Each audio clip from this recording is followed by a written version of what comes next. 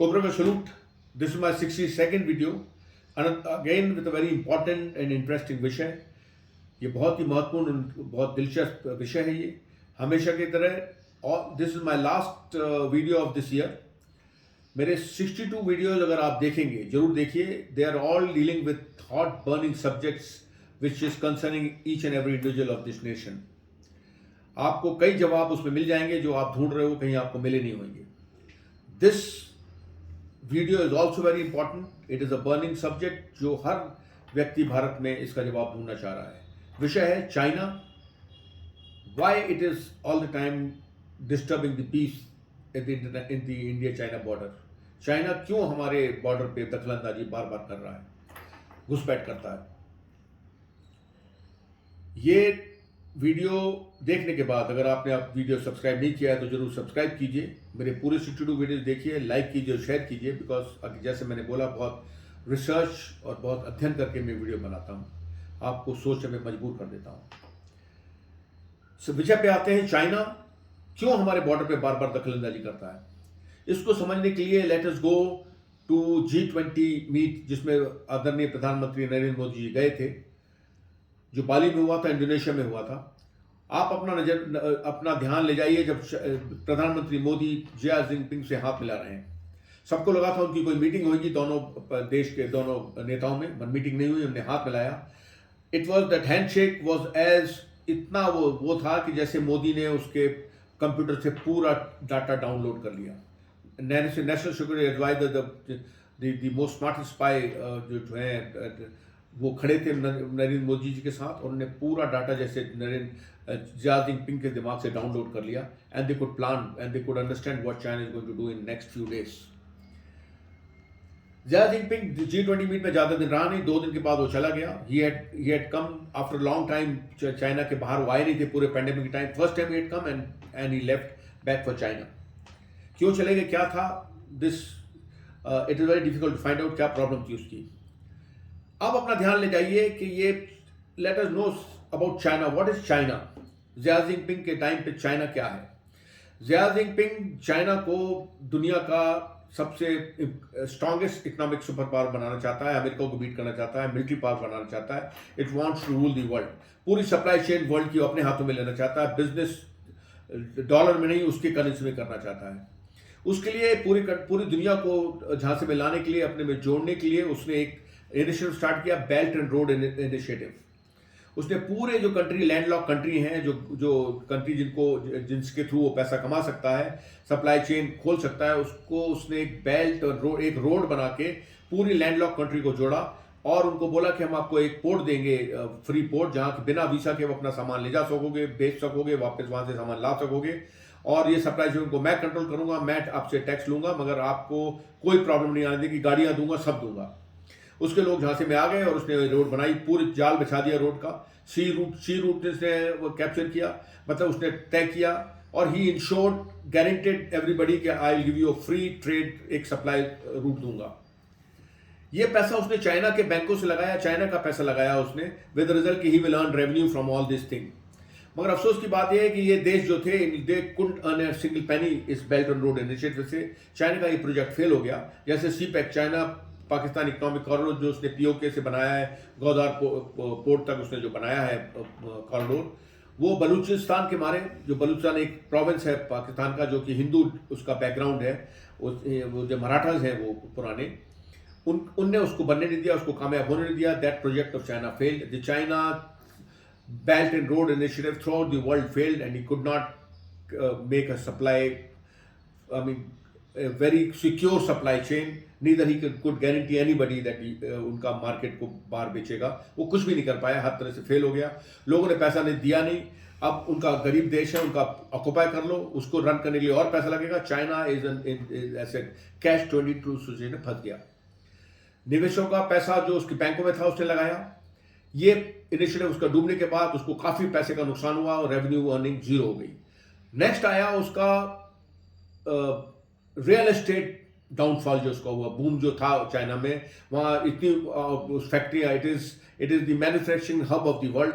लोग आए, उनकी नौकरियां लगी, लोगों ने पैसे कमाए, IT वालों ने पैसे कमाए. दे बुक फ्लैट्स इन बिल्डर्स के पास फ्लैट बुक करे, बैंक से लोन लिया, ये फ्लैट वालों ने बैंक से लोन लिया, बनाया, एंड ये क्या गड़बड़ हुआ, वो फ्लैट कंप्लीट नहीं हो पाए, लाखों की तादाद में लोगों के पैसा फंस गया। द बैंक ने उनसे उनकी प्रॉपर्टी जब्त कर ली। They could not prepay the loan, they could not get the flats.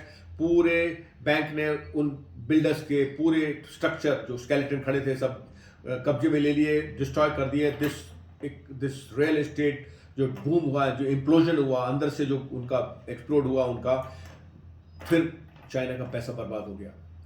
तीसरा जो उसको नुकसान हुआ, कोविड। अब वेदर कोविड-19 जो आया, उसने स्टार्ट किया कि किधर से आया, पर China was the biggest loser in this. उसमें चाइना ने कोविड को रोकने के लिए नो टॉलरेंस पॉलिसी लगाई, लोगों को अंदर में लॉक कर दिया। इंडिया में भी लॉकडाउन हुआ, मगर इंडिया ने लॉक नहीं किया। इंडिया में लोगों ने हर्ड इम्यूनिटी डेवलप कर ली, अपनी इम्यून सिस्टम को डेवलप कर लिया कोविड से लड़ने के लिए। Chinese people could not develop, when they came out they fail sick, and second wave में हुए बीमार। इंडिया में फर्स्ट वेव के अलावा सेकेंड वेव में नुकसान नहीं हुआ।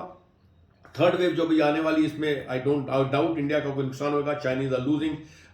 इस साल कहते हैं 1 साल के अंदर 10 लाख आदमी उसके मर जाएंगे। उनके हॉस्पिटल भरे हुए हैं, उनको क्रिमेशन ग्राउंड भरे हुए हैं। China lost another third time. China का पैसे का नुकसान हुआ, लोगों को नुकसान हुआ।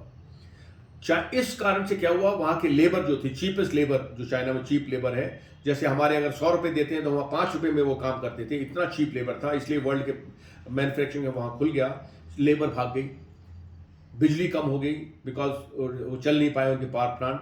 कारण बहुत है, जिसके लिए अलग एक वीडियो बनेगा।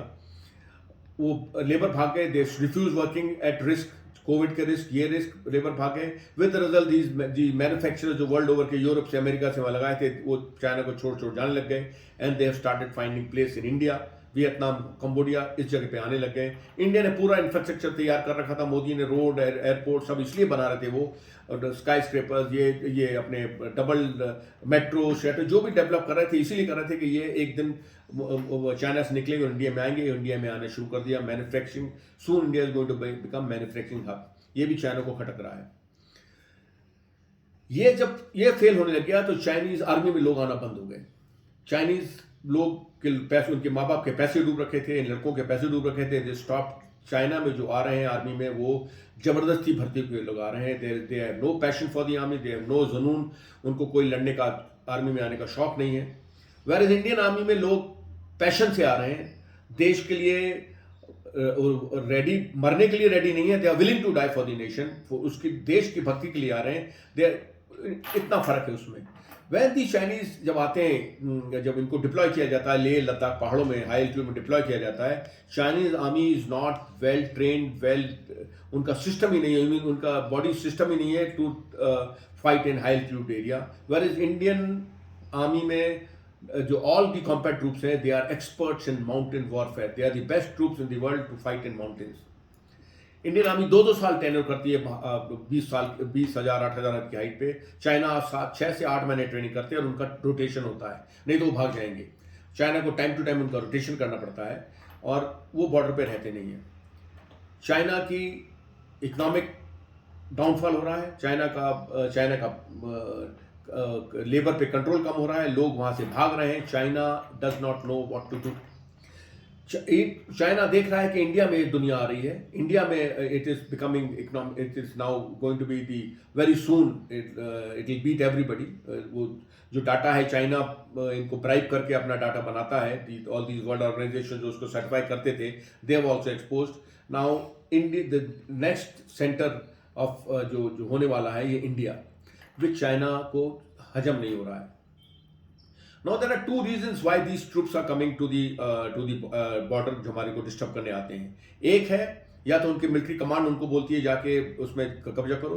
दूसरा है when the Chinese are rotated, 6 महीने में 8 महीने में उनको रोटेट किया जाता है, तो वो साइट सी करने आते हैं। यार हमने 6 महीने 8 महीने हम यहाँ रहे हैं, हमने इंडिया तो देखा ही नहीं, तो let us go in group and see the Indian border. हम पेट्रोलिंग करेंगे और देख के आएंगे। And they cross the line without realising where they are going, because LAC does not have a demarcated, कोई सफेद लाइन नहीं बनी है।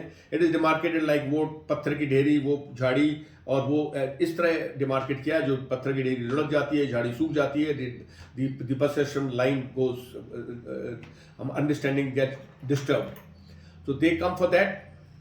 बट जब मोदी जी ने श्री जिया जिनपिंग से हाथ मिलाया था, which I am saying it's काल्पनिक, देख उनका पूरा डाउनलोड कर लिया, they knew that something is going to happen. After 2014 the Indian army has changed. Why? Because the infrastructure on the borders has changed. The government is paying lot of attention to infrastructure, उनके रहने के जगह, उनके roads, उनके initiative, वहाँ airfields government बना रही है, नाइट एंड डे काम हो रहा है वहाँ. 2019 के बाद तो इट इज़ वर्ल्ड क्लास. जैसे अगर कोई किसी आइडियल बॉर्डर जो चाहिए आर्मी को गार्ड करने के लिए, वैसा बॉर्डर है. पूरे अंडरग्राउंड सेंसर्स लगा रखे हैं, कैमरे लगा रखे हैं, सैटेलाइट से वो उनको मॉनिटर करते हैं. When the Chinese were coming and the Chinese decided this time that जो लेह लद्दाख रीजन है वहाँ तो इंडियन आर्मी अलर्ट है. 10 बार कई बार इंट्रोजन हो गया, पंगोंग सो में, गलवान में हो गया है और वहीं होते आ रहा है. तो उनने इस बार अरुणाचल में आए वो, but Indian army was waiting for them because sensor से, उनको सैटेलाइट इमेजरी से उनको मालूम था 300 चाइनीज ऊपर चढ़ते चले आ रहे हैं. दे वर वेलकम्ड. उनको इतनी पिटाई करी इंडियन आर्मी ने, उनको किलोमीटर तक धक्का देके भगाया एंड दे कुड नॉट, वो इंडियन आर्मी के साथ लड़ ही नहीं पाए. Firstly they are not train to operate in high altitude. Secondly they were surprise कि Indian army was so ready. वो 300 क्या 3000 आर्मी हो जाते हैं and they were and anywhere they would have come, Indian army was ready. Indian army has placed, इतने professional तरीके से उन्होंने अपने आप को अभी प्लेस कर लिया है कि चाइना का बॉर्डर में घुसना 2014 के बाद कोई लैंड ऑक्यूपाई करना इज इम्पॉसिबल. ना होएगा, ना वो अटेम्प्ट करेगा. आएगा तो ऐसी लात मार के भगाया जाएगा. मगर ये इवेंट है, ये it is a very hot border. ये होता रहेगा, इट इज कोई अलार्मिंग नहीं है. This happens every time because ये बॉर्डर, पाकिस्तान और चाइना बॉर्डर हॉट बॉर्डर है. और ये these small things, these are routine things कि वो आ गया हमारी लाइन में, हम उसकी लाइन में चले गए. These but the time the matter is कि इंडियन आर्मी स्टैंड अपने ग्राउंड को होल्ड करके रखती है, उनको भगाती है. That is more important. दुख इस बात का होता है कि जो पॉलिटिकल पार्टीज आज ऑपोजिशन में है, जब कुछ दिन पहले रूल कर रही थी, जब उनने इंडियन आर्मी के लिए, इंडियन आर्मी की सिक्योरिटी के लिए बॉर्डर पे कोई इंफ्रास्ट्रक्चर डेवलप नहीं किया, ना रोड बनाई, ना एयरफील्ड बनाई, ना उनके लिए रहने के लिए घर बनाए, उनके टाइम में जो चाइनीज घुस गए थे because you could not stay during खराब वेदर में, आप रह नहीं सकते थे बिकॉज इंफ्रास्ट्रक्चर वहां था नहीं. तो आपको पर फोर्स पीछे आना पड़ता था because there was no choice with you to stay there. Equipment नहीं था, क्लोथिंग नहीं थी, आपको आना पड़ता था. उस टाइम में वो आ जाते थे. Not fault of the army, fault of the government because it is not provided. कुछ भी नहीं उनको दिया हुआ था. तो उनसे पूछना चाहिए और वो जवाब देने के बजाय अभी इंडियन आर्मी का मोरल डाउन करते हैं. बोलते हैं कि इंडियन आर्मी का, उनके लीडर बोलते हैं कि इंडियन आर्मी को जूते मार के भगा दिया. Such words they are using against the army, whereas Indian army are kicking them and throwing them out. And इस प्रकार बात करके, और अफसोस ये होता है कि कौन हिंदुस्तानी है जो उनको सपोर्ट करते हैं इन पार्टियों को और इनको फ्लरिश करने दे रहे हैं. एंड अपनी आर्मी को जो कि लड़ रही है, आपके लिए मेहनत कर रही है, आपके लिए बर्फ में पड़ी हुई है, इतनी कोई अफलातून, उनको तनख्वाह भी नहीं मिलती, अपनी जान देने को तैयार है. साथ साथ आईटीबीपी जो है लगी है, वो भी उसी प्रकार लड़ रही है. आपको उनको सपोर्ट करना चाहिए, उनकी तारीफ करना चाहिए बिकॉज आप खुश उन्हीं के मारे बैठे हो. They are dying. At least don't, अगर उनका रिस्पेक्ट नहीं कर सकते, उनका निरादर तो मत करो, उनको इंसल्ट तो मत करो. Please don't join these parties, those जिनने गलती करी है अपने टाइम पे. और अब जब ये गवर्नमेंट काम कर रही है, चाइनीज को रोक रही है, एडवांस इक्विपमेंट ला रही है. चाइना के पास कितने भी एडवांस इक्विपमेंट आ जाए, मगर उनके ट्रुप्स लड़ने को तैयार नहीं है. इंडियन आर्मी के ट्रुप तैयार हैं, एडवांस इक्विपमेंट है उनके पास. China can do nothing. ये थोड़ी बॉर्डर पे आते रहेंगे, जाते रहेंगे लात खा के. But China is going down. India is now going to be the next power in the world. Cobra का सलूट.